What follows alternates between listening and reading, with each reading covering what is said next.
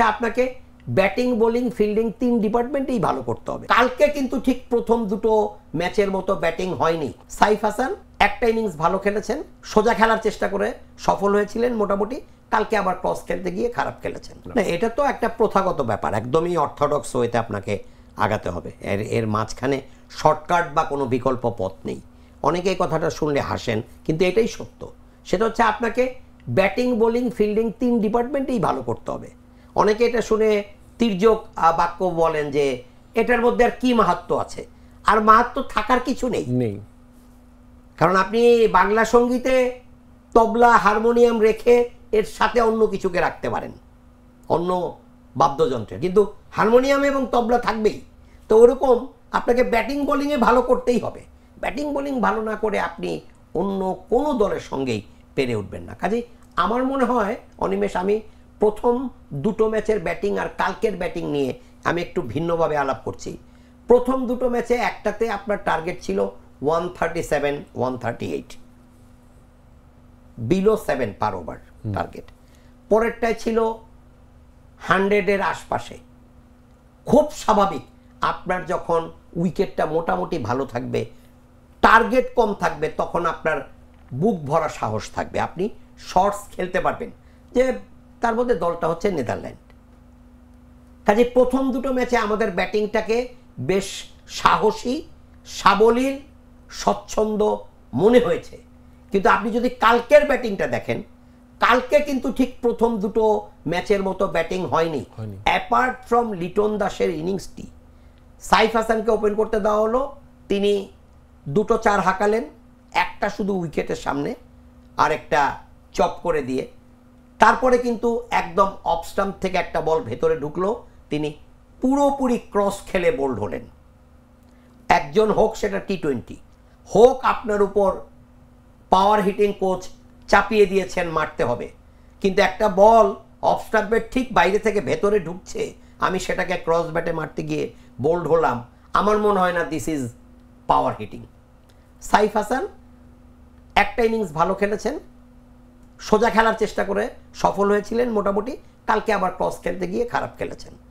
কালকে কিন্তু বাকিদেরও কিন্তু যাদেরকে সুযোগ দেওয়া হয়েছে তারাও কিন্তু কেউ লিটন দাসের মতো ভালো খেলতে পারেনি।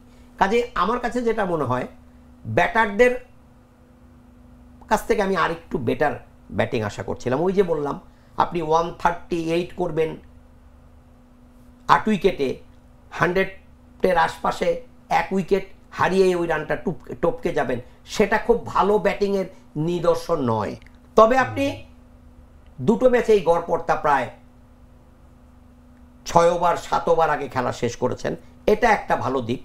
কিন্তু তারপরও আমি ওভারঅল ব্যাটারদের ব্যাটিংয়ে, অ্যাপার্ট ফ্রম লিটন দাস এবং সাইফ হাসানের প্রথম ইনিংসটি ছাড়া, আমি সে অর্থে কারো ব্যাটিংয়েই তেমন সন্তুষ্ট না।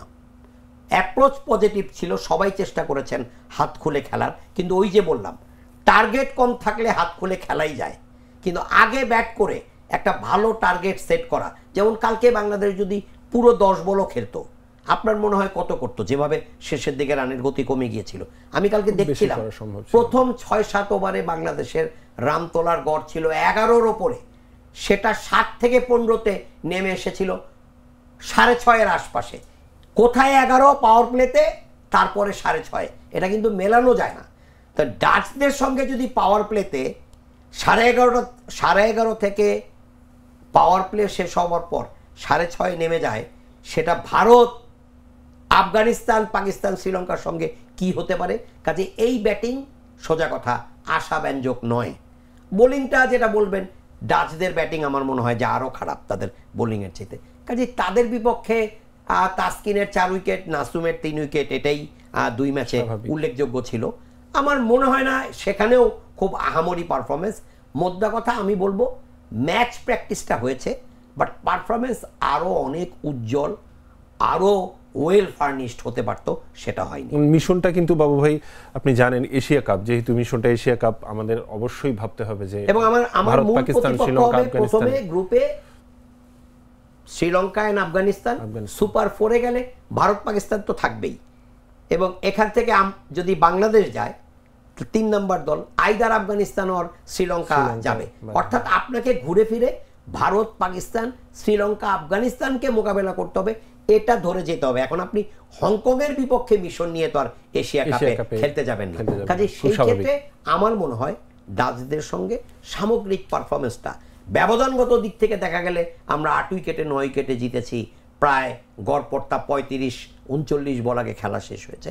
বাট আমার মনে হয় আরো ব্রাইট, আরো কম্প্যাক্ট পারফরমেন্স হতে পারতো। ব্যাটারদের পারফরমেন্সটা একটু চিন্তা রেখা রাখছেই আমাদের।